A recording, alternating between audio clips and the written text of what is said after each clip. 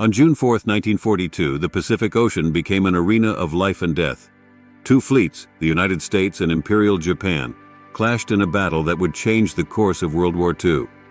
This is the story of the Battle of Midway, strategic background and the role of communications intelligence. Following the outbreak of the Pacific War in December 1941, the Japanese armed forces conducted military operations against U.S., British Commonwealth, and Dutch possessions in the Pacific and Southeast Asia. The first phase of these operations, which was the seizure of Malaysia, Singapore, the Dutch East Indies, the Philippines, and various island groups in the Central and Western Pacific, was virtually complete by March 1942. The second phase, initiated by Japanese Imperial Headquarters on 23rd of January, was designed to isolate and neutralize Australia and India. In the Pacific, this plan envisioned the seizure of bases in Papua New Guinea and the Solomon Islands, which would then be used to support future operations against New Caledonia, Fiji, and Samoa. By early March, with the seizure of Lae and Salamaua, the entire north coast of Papua New Guinea had fallen to Japanese forces, who were planning for an amphibious invasion of Port Moresby. At this time, two U.S. Fleet radio intercept units were in operation in the Pacific, one in Melbourne, Australia, Frumell, Fleet Radio Unit Melbourne, and another at Pearl Harbor, Hypo, or Frupak, Fleet Radio Unit Pacific. A third, CAST, at Cavite and then Corregidor in the Philippines, was lost when U.S. forces there surrendered to the Japanese in 6 May. Fortunately, the station's equipment could be destroyed, and its cryptanalysts evacuated to Melbourne. These facilities intercepted Japanese radio communications, and through traffic analysis and code breaking, uncovered the location of major fleet units and shore-based air forces. More important, by translating messages and studying operational patterns, Melbourne and Hypo were able to predict future Japanese operations with some degree of certainty. The intelligence centers provided their analysis through daily comment briefings and warning reports to senior American commanders, including Admiral Ernest J. King, Commander-in-Chief, U.S. Fleet, and Admiral Chester W. Nimitz, Commander-in-Chief, Pacific Fleet. Following an American carrier raid on Japanese shipping at Lae and Salamaua on 10th of March, which demonstrated to Admiral Shigeyoshi Inoue, Commander-in-Chief, 4th Fleet, that Japanese were not assured of air superiority in the region, the Japanese decided to postpone their planned seizure of Port Moresby. It was not until early May, when Admiral Inoue had 3 carriers available, that the operation was initiated. On 7-8 May, the first carrier battle of the war took place in the Coral Sea. Each side suffered damage to a carrier, while the American lost the carrier USS Lexington, CV-3, and the Japanese lost the light carrier Shoho. More important, the Japanese broke off their invasion attempt. The Battle of the Coral Sea spelled the first setback for the Japanese since the beginning of the Pacific War.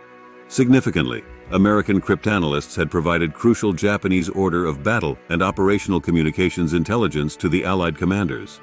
In addition to this advance toward Port Moresby, evidence that Japan was intent on expanding east of the Marshall Islands appeared in comment in early 1942.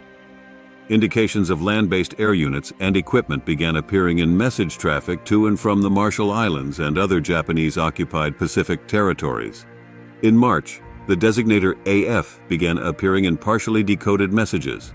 Then on 5th of March, Japanese seaplanes refueled from a submarine at French frigate Shoals, territory of Hawaii, conducted an armed reconnaissance mission over Oahu. Finally, on 13th March, American cryptanalysts both broke the Japanese Navy's General Purpose Code and tentatively identified AF as Midway.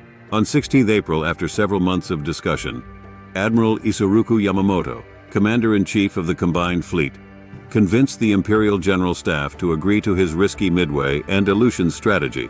In Yamamoto's view, the capture of Midway would allow Japan to pursue its Asian policies behind an impregnable eastern shield of defenses in the Central Pacific. The centerpiece of this plan was a feint toward Alaska, followed by the invasion of Midway. The U.S. Pacific Fleet was expected to respond to the landings on Midway. Japanese carrier and battleship task forces, waiting unseen to the west of the island, would fall upon and destroy the unsuspecting Americans. If successful, the plan would effectively eliminate the Pacific Fleet for at least a year and provide a forward outpost from which ample warning of any future threat by the United States would come. The U.S. Doolittle raid, carried out on 18th April, served to reinforce Japan's perceived need for an extended first line of defense and also to advance the date of the Midway operation. On 5 May, Imperial General Headquarters issued Navy Order No. 18, which directed Yamamoto to carry out the occupation of Midway and key points in the Western Aleutians in cooperation with the Imperial Japanese Army.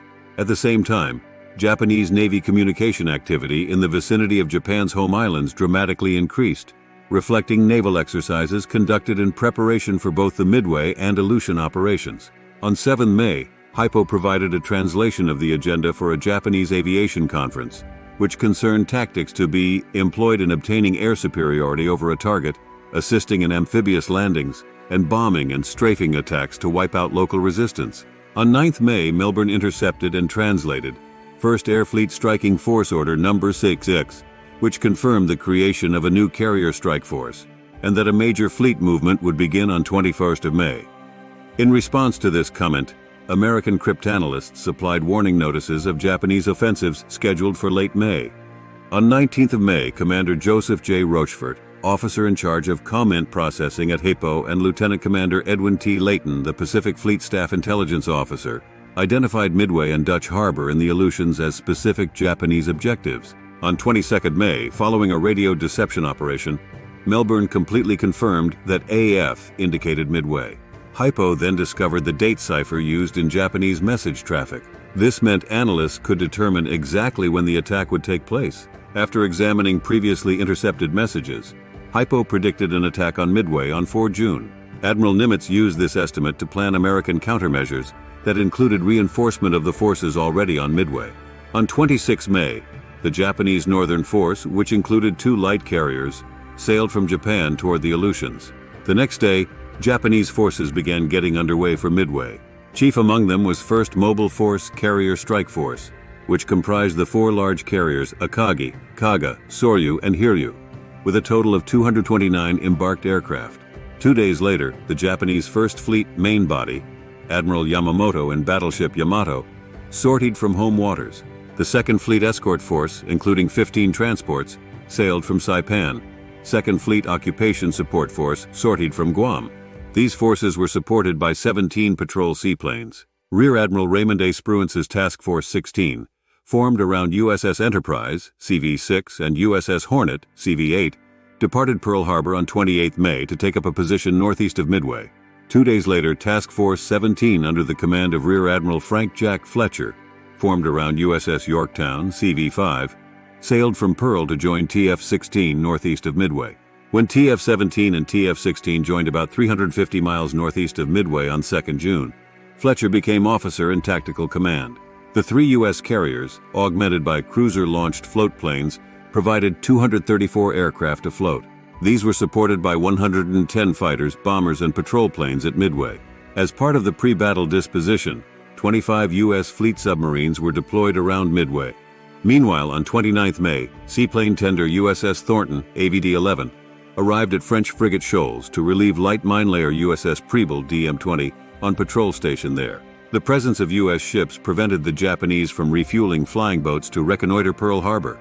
Although the Japanese could not visually confirm the departure of Task Forces 16 and 17 from Pearl Harbor, American preparations to defend Midway were more apparent to the enemy. Japanese command stations not only learned of carrier movements in and out of Pearl Harbor, simply by listening to increased air-ground radio chatter, but traffic analysis of urgent radio messages coming out of Pearl Harbor suggested at least one U.S. Navy task force was at sea. Incredibly, this information was withheld from the Midway Strike Force because of Yamamoto's strict radio silence restrictions. The battle. On 3 June, in the preliminary moves of the Battle of Midway, American land-based aircraft from Midway located and attacked Japanese transports about 600 miles west of Midway Island. U.S. Army Air Force's Boeing B-17 Flying Fortresses inflicted no damage, however, and 4 consolidated PBY Catalina patrol bombers were sent out from Midway for a night attack on the approaching landing forces. As part of the overall Japanese plan, planes from light carriers Ryujo and Junyo bombed Dutch Harbor. Just after midnight on 4 June, Admiral Nimitz, based on patrol plane reports, advised Task Forces 16 and 17 of the course and speed of the Japanese main body, also noting their distance of 574 miles from Midway. Shortly after dawn, a patrol plane spotted 2 Japanese carriers and their escorts, reporting many planes heading Midway from 320 degrees distant 150 miles. The first engagement on 4th of June, however, took place when the 4 night-flying PBYs attacked the Japanese transports northwest of Midway, with one PBY torpedoing a fleet tanker. Later that morning at roughly 06:30, Japanese carrier aircraft bombed Midway installations. Although defending U.S. Marine Corps fighters suffered disastrous losses, the Japanese only inflicted slight damage to the island's facilities on Midway. Over the next 2 hours, Japanese fighter aircraft on combat air patrol and anti-aircraft fire from the Japanese fleet annihilated the repeated attacks by Midway-based Marine Corps scout bombers and Navy torpedo bombers. Army Air Force's heavy bombers and torpedo-carrying medium bombers likewise bombed the Japanese carrier force without success, although without losses to themselves. Between 9:30 and 10:30, Douglas TBD Devastator torpedo bombers from the 3 American carriers attacked the Japanese carriers. Although nearly wiped out by the defending Japanese fighters and anti-aircraft fire, they drew off enemy aircraft, leaving the skies open for dive bombers from Enterprise and Yorktown. Douglas SBD Dauntlesses from Enterprise bombed and fatally damaged carriers Kaga and Akagi, while SBDs from Yorktown bombed and wrecked carrier Soryu. At 1100, Hiryu, the one Japanese carrier that escaped destruction that morning, launched dive bombers that temporarily disabled Yorktown around noon. 3.5 hours later, Hiryu's torpedo plane struck a second blow, forcing Yorktown's abandonment. In return, Dauntlesses from Enterprise mortally damaged Hiryu in a strike around 1700 that afternoon. The destruction of the carrier strike force compelled Admiral Yamamoto to abandon his Midway invasion plans, and the Japanese fleet began to retire westward. On the 5th of June, TF-16th, under command of Rear Admiral Spruance, pursued the Japanese fleet westward, while work continued to salvage the damaged Yorktown. Both Akagi and Hiryu, damaged the previous day, were scuttled by Japanese destroyers early that day. The last air attacks of the battle took place on 6 June, when dive bombers from Enterprise and Hornet bombed and sank heavy cruiser Mikuma and damaged destroyers Asashio and Arashio, as well as the cruiser Mogami, at Spruance's express orders, issued because of the destruction of the 3 torpedo squadrons on the 4th of June. Enterprise Devastators that accompanied the strike did not attack because of the threat to them from surface anti-aircraft fire. After recovering its aircraft, TF-16 turned eastward and broke off contact with the enemy. Comment intercepts over the following 2 days documented the withdrawal of Japanese forces toward Saipan and the home islands. Also on 6 June, Japanese submarine Y-168 interrupted the U.S. salvage operations on Yorktown, torpedoing the carrier and torpedoing and sinking destroyer USS Hammond, DD-412. Screening destroyers depth-charged I-168, but the Japanese submarine escaped destruction. Yorktown finally rolled over and sank at dawn on 7 June. Aftermath and significance. Due to American comment capabilities, astute intelligence analysis, judicious aircraft carrier tactics, and more than a little luck, the U.S. Navy had inflicted a smashing defeat on the Imperial Japanese Navy. Although the performance of the 3 American carrier air groups would later be considered uneven, their pilots and crews had won the day through courage, determination, and heroic sacrifice. Against the loss of 1 U.S. carrier, the Japanese lost 4, all of which had participated in the Pearl Harbor attack. More importantly, the Japanese lost over 100 trained pilots who could not be replaced. In a larger strategic sense, the Japanese offensive in the Pacific was derailed and their plans to advance on New Caledonia, Fiji, and Samoa postponed. The balance of sea power in the Pacific had begun to shift. Thank you for joining us on this journey through history. If you enjoyed this video, remember to subscribe to our channel for more fascinating stories. Until then, may the skies never forget the heroes of the Battle of Midway.